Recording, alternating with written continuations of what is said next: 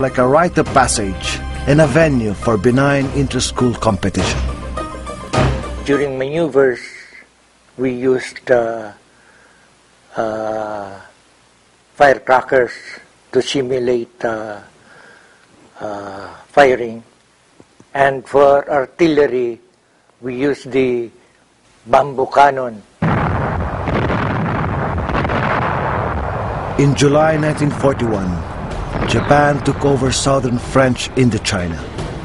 The U.S. responded sharply, freezing Japanese assets and embargoing all oil to Japan.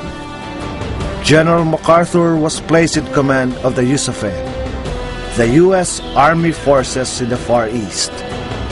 Reserve officers and men were called to duty, and last-minute training commenced, even as equipment and weapons awaited shipment to the Philippines. It was the, para ba yung fad at that time, to be seen, to be counted, to be counted. On December 8, 1941, Philippine time, Japan launched a surprise attack on the big U.S. naval base at Pearl Harbor.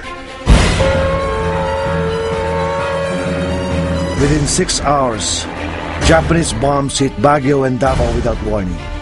The U.S. and the Philippines have been dragged into the World War. Immediately after the mass, nag-issue ng steel helmet, nag-issue ng yung talagang sagiran talaga. The Cadet Corps cheered because to us, we thought no more academics, no more school. The cadet officers of the Cadet Corps were assigned to the 1st Regular Division, and most of us were assigned as commanding officers of frontline infantry companies. Thousands of volunteers from all walks of life, many without any military training, rushed to enlist to defend their motherland. Some had to be sent home for lack of weapons. We feel then that it is a duty to do for the country. I told myself, I was very young then, oh, this is a good experience. As volunteers filled the recruiting stations, those already in uniform built defensive positions in selected beaches where the Japanese might land. There, MacArthur planned to stop the enemy. The beaches would be the front lines.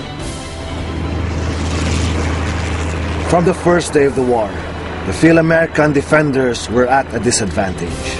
Most of the planes of the USAFE had been demolished by a surprise attack on Clark and Iba fields. Buildings on Fort Stotzenberg were blown up. It was awful.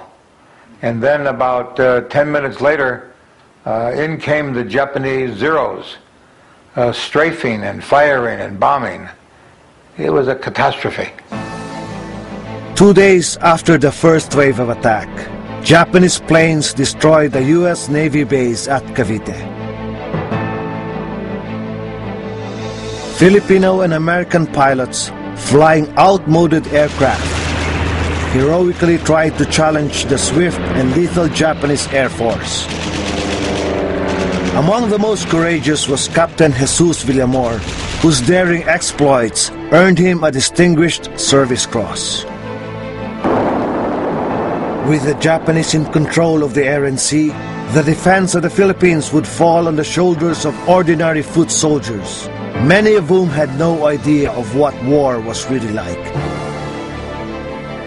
We were singing the Hail Ate Deo, hail on to the fray, as if we were going to a basketball game. Many of them didn't even have arms in the beginning. They didn't have uniforms. Many of them didn't have anything but tennis shoes. We have at the time the Enfield rifles on the model 1917. Battle-tested and armed with more efficient weapons, the Japanese landed in Apari, Vigan, and Legazpi to seize airfields before arriving en masse in Lingayen Gulf on December 22. Few of these landings were seriously challenged because MacArthur initially thought that they were purely diversionary. They had anti-tank guns, they had flamethrowers, they had big artillery pieces, they had thousands of foot soldiers, and we were not expecting that.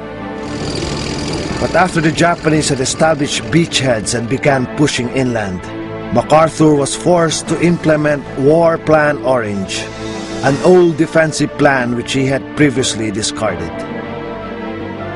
This called for the withdrawal of all USAFET troops in Luzon to the thickly forested Bataan Peninsula. There, together with the heavily fortified island of Corregidor, they could deny any enemy the use of Manila and its strategic harbor.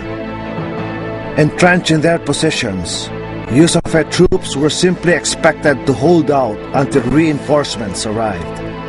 One of the things that General MacArthur never planned for, he planned for the troops. He planned for Filipinos and Filipino scouts, the Philippine Army, and the American forces to come to Bataan. But he did not figure that there would be almost 40,000 civilians that were going to come into Bataan seeking security. He left enormous quantities of food, ammunition, and medicine up north. To prevent further civilian casualties and damage to property, Manila was declared an open city and cleared of military personnel. President Manuel Quezon and his family, together with select members of his cabinet, were evacuated to Corregidor.